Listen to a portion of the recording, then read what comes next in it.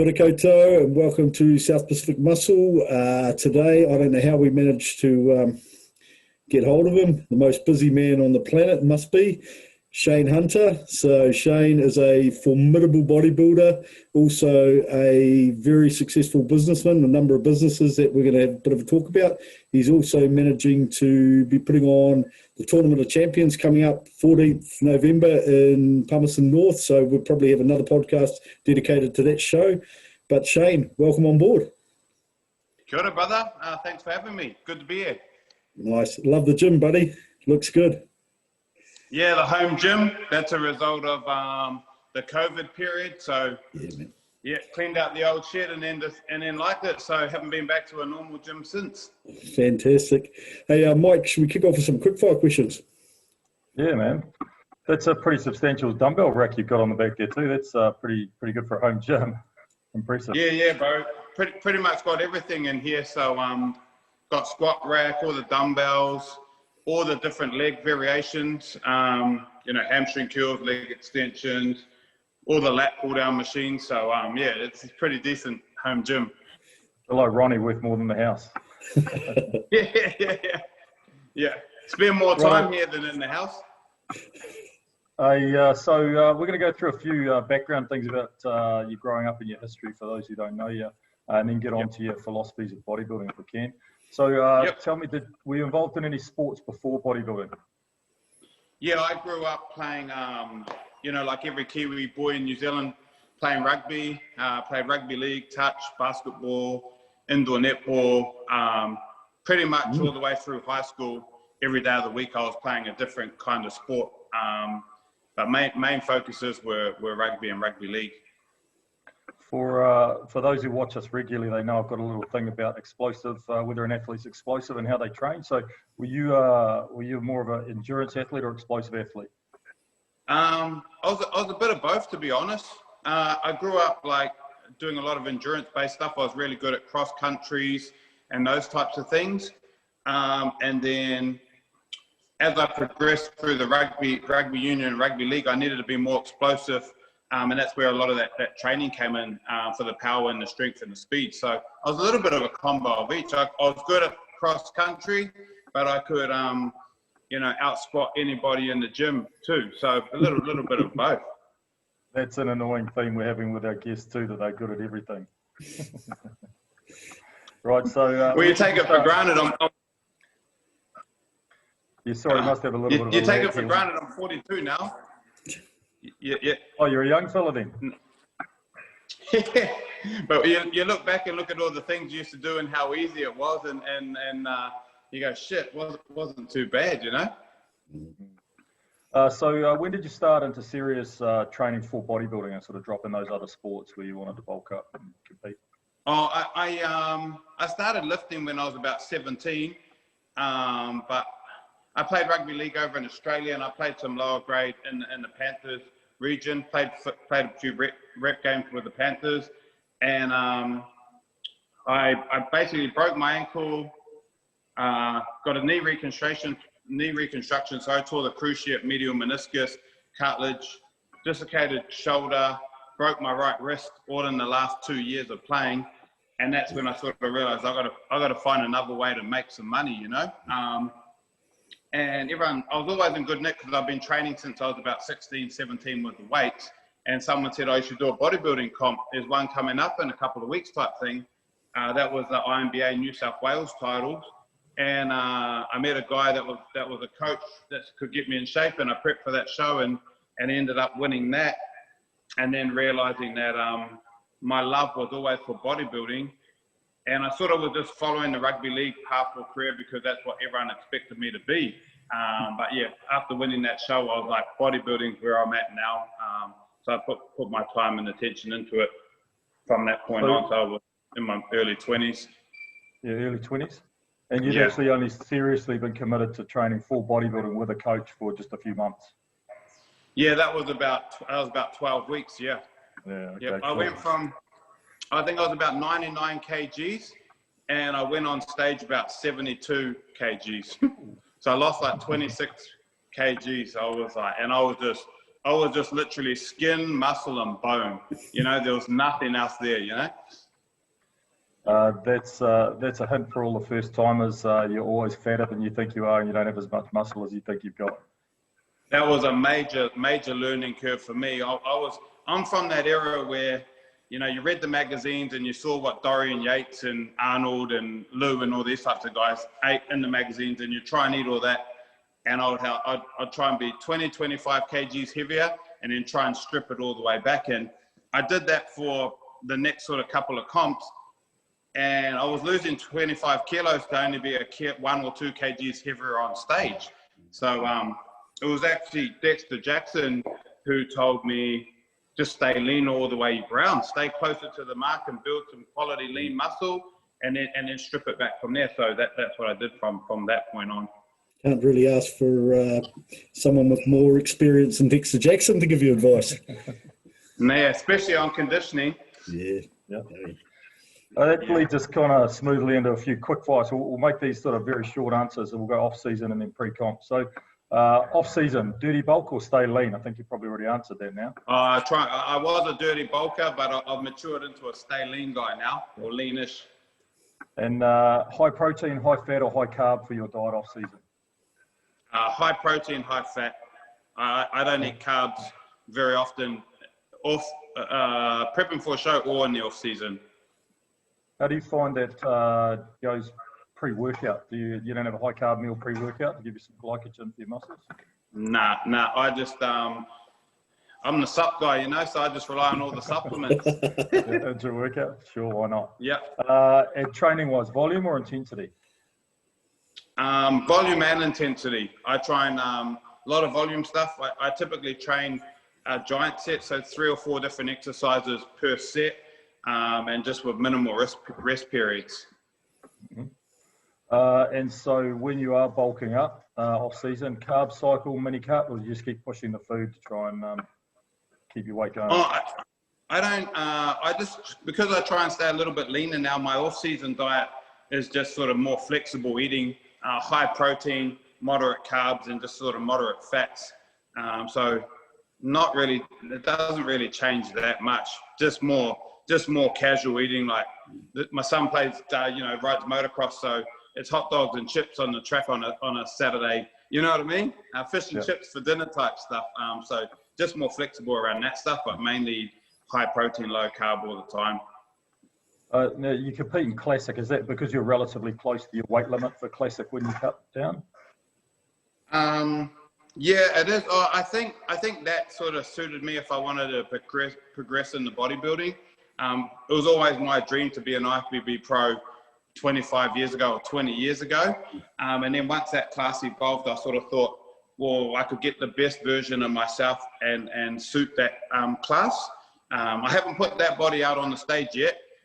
But that's what my intent is. I think I can, get more detailed through my hammies, round my sweep out a lot more, round my shoulders out, and put a lot more width up in my upper back. So I think when I do sit on stage, I will have a body that's built with the intent for classic.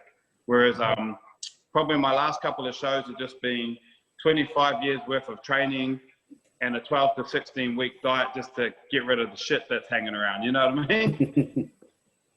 Well, which leads us seamlessly into your pre-competition attitude and focus. So do you cut hard and fast, or do you tend to come in slow when you diet for competition?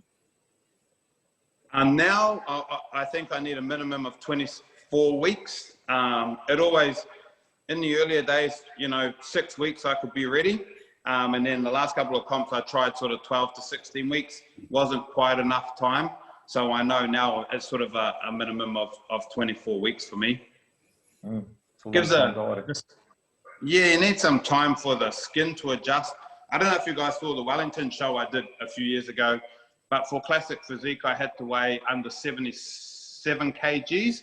So I weighed in 66.9, hadn't been that light and that was starting about 95 kgs. And I hadn't been that light for 20 odd years. And once I made weight and I started carving up, I just kept losing weight. I reckon I went down to about 72. I just kept eating, and I just kept on losing weight. And I literally just saw my skin just starts sagging right in front of my eyes. I just couldn't fill up.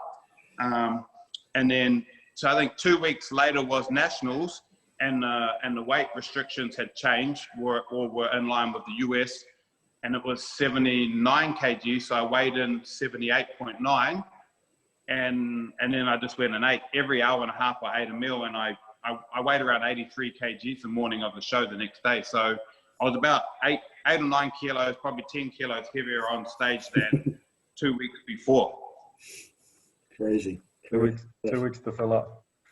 And so when you're looking to lose body fat and you need to tweak something, would you prefer to do more cardio or cut food? Cardio. I keep my calories high. I eat heaps of food. I will do an hour and a half weights in the morning, hour cardio in the morning, and then in the afternoon I will do another 45 minutes to an hour of training and another 45 to an hour of cardio. So I'd prefer to train for 4 hours a day for 12 to 16 weeks and eat heaps of food, you know? I don't like cutting out food, man. I like eating. That metabolism must be just really humming along in that last 4 or 5 weeks, you know, with a training regime like that and the amount of food you're getting through. And as your body starts really kicking in, must be just falling off you. It's crazy. Bro, honestly, for that last nationals, I was in Vegas for the Olympia the week before the show, and I didn't even have a diet plan. I just ate high protein, 0 carbs. So I'd have oats for breakfast and then no carbs for the rest of the day. Every hour and a half, I was shaking. I was hungry, and I was just shoveling in. Bro, I was having like 10, 11 meals a day, just shoveling it in every hour and a half. And it would take me like 10 minutes to eat it, you know? Wow. If I had one of those meals now, it'd probably take me an hour and a half to eat that. But my metabolism was so fast, man. Crazy. Once I made the weight for the weigh-in, every hour I ate 300 grams of lean mince, 4 whole eggs, and 1 avocado every hour and 15 minutes, all the way to the show. And I was just scoffing it down. Yeah. It's crazy. Fantastic. And last one for me, leading into the competition, do you keep your training heavy or do you up the volume? I already sort of train quite high volume, but I try and keep the weights as heavy as I can as well. Because I just found that keeps the muscle fuller and you can get more that sort of 3D look pushing the heavier weight. So I try to do both. Awesome. Hey, Shane, before we kick off and have a look at some of your photos, I wanted to have a look at your webpage and things, because you've got a couple of businesses a couple that I'm aware of. So I'll just bring that up now. Bear with me. Yep. So for those that haven't been there before, nutritionsystems.co.nz, one of Shane's businesses. I had a look on there. You got 37 plus brands listed, plus a whole bunch more, and they are the who's who of bodybuilding brands here, Shane. Yep. So that's Nutrition Systems New Zealand. We're the distributor for all those brands in New Zealand. So every retailer, website, supermarket, pharmacy, everyone in New Zealand buys those brands on our website from us. So all the supplement shops that exist out there, they buy all those products from us. Yep. Awesome. You guys must have a phenomenal storage facility. Yeah, we've got our own warehouse we built down here about 5-6 years ago, a couple of thousand square meters. I think it holds about 1,000 odd pallets of product. We keep that pretty full all the time. Yep. Nice. Must be like a kid in a candy store there, mate. Oh, it is for me. And a lot of my friends that come too, we got big fences and electric gates. I've got to keep all my bros out, all the cousins. Got to keep the cousins out. Oh, that's gold. And look, Nutrition Systems been around for 20 plus years. Again, some of the most phenomenal brands there. And so I guess if someone is wanting to move into that retail space, they get in contact with you? Yep, absolutely. Cool. Hey, one of the other things I'm really interested in is Grisby Fitness. So I had a quick look at your webpage earlier, and it looks like, if I just scroll down a little bit, you're rolling out a whole bunch of new training options and things for people with some pretty good specials on at the moment. Yeah. So basically the Grisby business started from all my friends and family just always asking me to write them a meal plan or a training program and what sort of supplements they should be taking. And, that sort of stuff happened virtually every day. So I thought, this is the best way for me to put something together for them, that I can basically just go, here's a link, sign up. It'll calculate a meal plan and a training program based on your weight and your goals and what your ambitions are. And then it's all on an app, so it's all there for you. And then anybody else, like I haven't spent any time, marketing or pushing this business. It ticks along, but it's mainly for friends and family and friends of friends, and then whoever else sort of becomes aware of it jumps on it as well. Really interesting seeing you have your Facebook group, etc., but you've got your own app and stuff, which is kind of leaps and bounds ahead of what a lot of other people are doing in New Zealand. So really cool to see that, man. Yeah, it's an awesome app. There's a ton of money and time has gone into it. So from a functional perspective, the meal plan's all around sort of my beliefs around the higher protein, higher fat, sort of lower carbs. So it's manipulated around that. But everyday food that everyone eats too, sort of thing. And then the Grisby training program, that's the way I train for comp. So the giant sets, high reps, the sort of mind muscle connection, that type of stuff. You got to tell me, because I've seen Grisby pop up and I've seen Jack's the Grisby Prince and Stay Grisby. Where's the Grisby come from, mate? Oh, so me and one of my friends, Tyson Sully Chef, when we were prepping for comps, like when I prep for a comp, I love it, right? Yeah. I love training every day. I love dieting. I love being in the gym. And a lot of other people that were competing at the time or around us, they're always whinging and moaning, oh shit, I've got to do cardio again. I'm sick of eating fish and all these types of things. So Grisby is a little bit of a take on crispy. We try to find our own word of around shredded. People say shredded or diced. Crispy is when you're shredded on the outside, but you're super positive on the inside as well. So that's just your gangster flow, you're just crispy on the inside, positive, and you look like a beast on the outside. So that's sort of what it means. So we made it up and then we got it listed in the Urban Dictionary with the meaning. Awesome, bro. Hey, quickly jump across to your Insta page. So the first thing I noticed here was followed by Flex Lewis. That's like my dream. And then I told Mike, and Mike said that you've had a train with Flex Lewis. Yeah. So Flex and I are really, really good friends. We came up in the industry together. He stayed at my house multiple times. I went to his wedding and stuff. We talk every couple of weeks. So, I've trained with him heaps of times. I've got a ton of stories about Flex. One of the coolest ones was when it was his wedding and Dallas was there, Dallas McCarver, and me, Flex, and Dallas went to train, and we were doing chest. They had, I think I had 2 plates aside. They had about 5 or 6 plates aside, and I was like, boys, I just feel like a ballerina here. I'll leave you to it. I'll go and train in the corner, But that was a good memory. I stayed at Flex's house a couple of days, and I trained with him and Dallas and Neil and all the crew, and that was a pretty cool experience. Yeah, sounds awesome. And Dallas was a top guy. Like I got to meet him and spend an hour or two just talking with him, and sorely missed. So Dallas, still thinking of you, brother. Yeah, I've got a couple of photos here. So the big moment, the IFBB Pro Card. When was this, Shane? Yeah, that was awesome. So because I'm in distribution and Mo's had his, extreme nutrition businesses, we never sort of really saw eye to eye or work together until I went to do one of his shows. So I won my WFF Pro Card, and I was training and putting a lot of that sort of stuff on Insta. Mo flicked me a message saying, you know, you look pretty good. You should come and do one of my shows. And then I said, I basically said, yeah, don't worry about it, bro. I'm coming. And I'm going to be so good that if no one wants me to win, I have to win anyway. So that was, you know, that was sort of the plan. And I won the WFF Pro card. And I was sponsoring some of the IFBB shows for, I was running the Manawatu Tournament of Champions, the Pumps North one.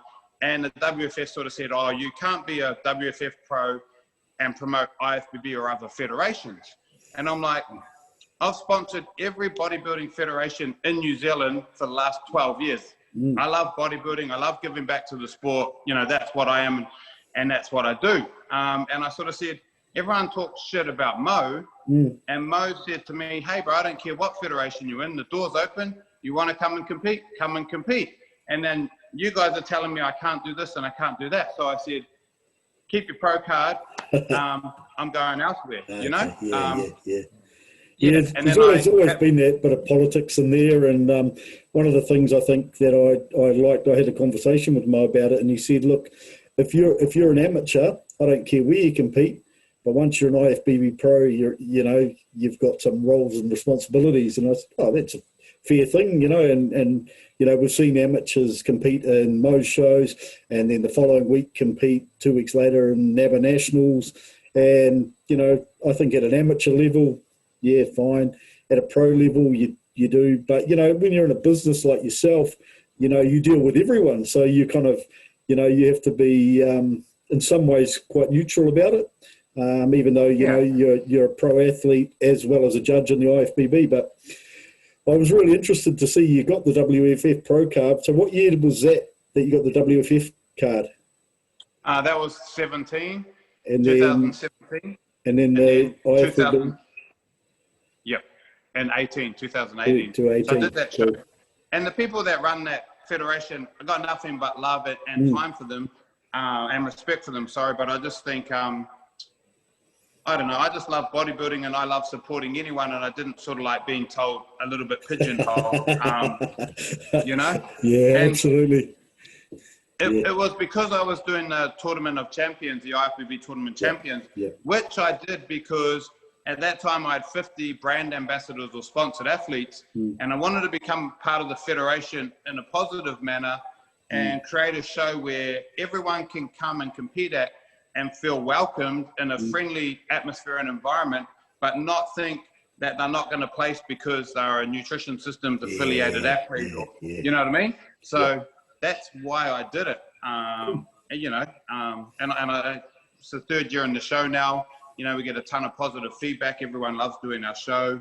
And we just try and do all those little things that bodybuilders would appreciate, you know?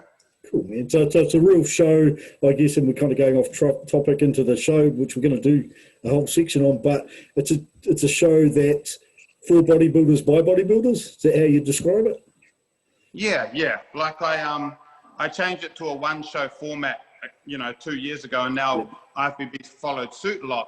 And that was just from the perspective where I've done shows where I've been on at 9:30 in the morning, and then I'm not on again until 7, 8 o'clock at night.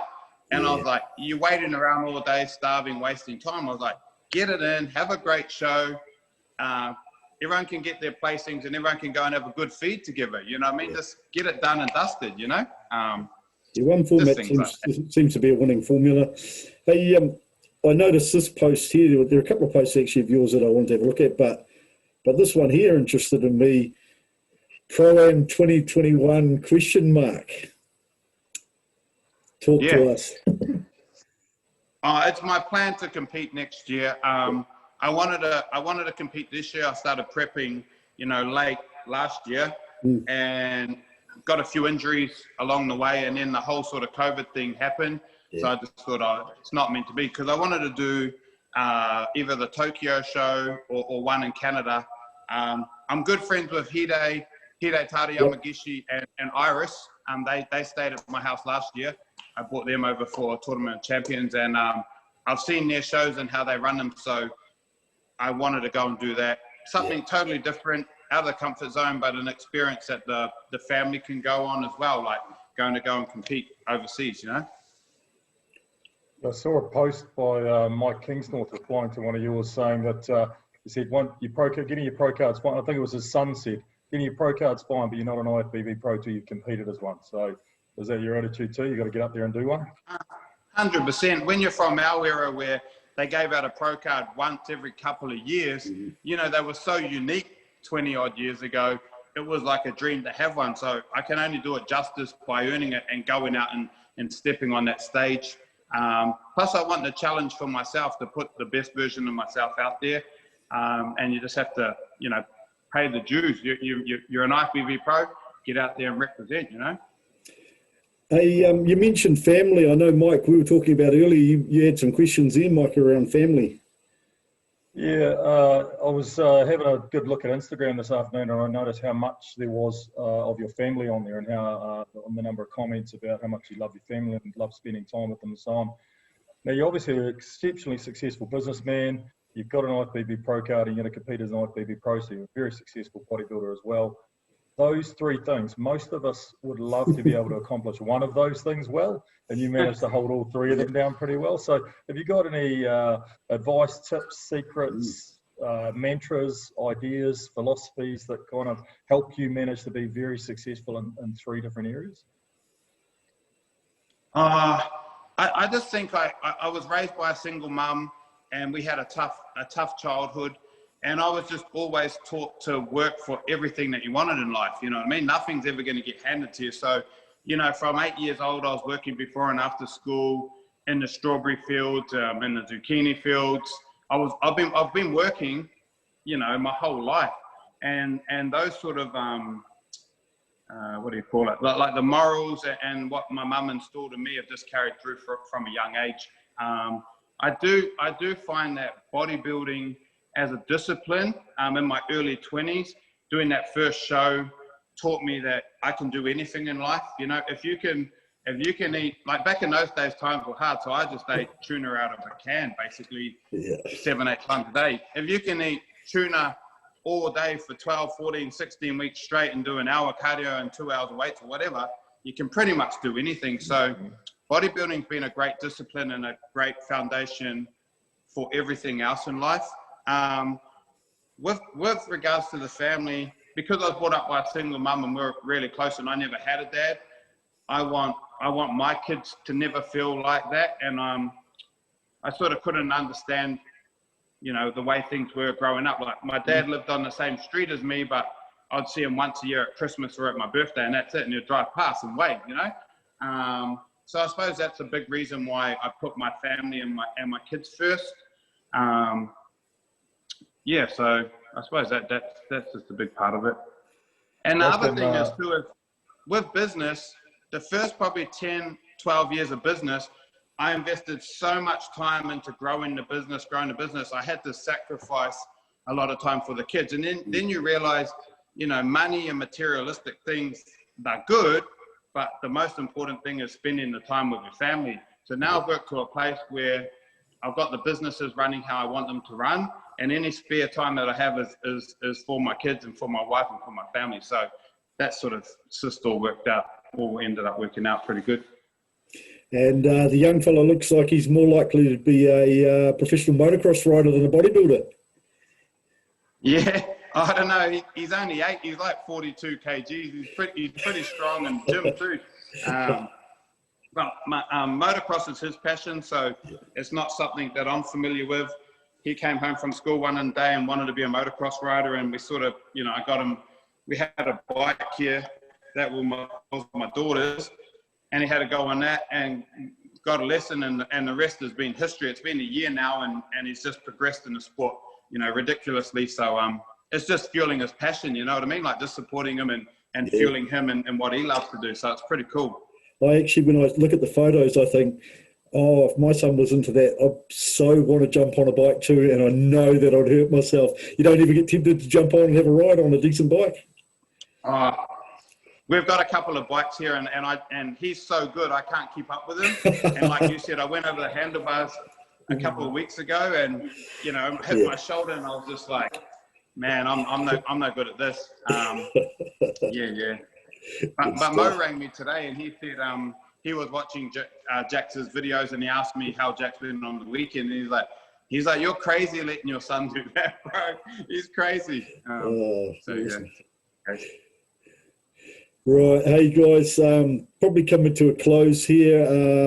I really want to thank you, Shane, because I know that your time is very precious with family and all the business commitments and your training. So I really want to thank you for coming on board today, and I wish you all the very best for your pro debut, and lots of love to the family, my friend.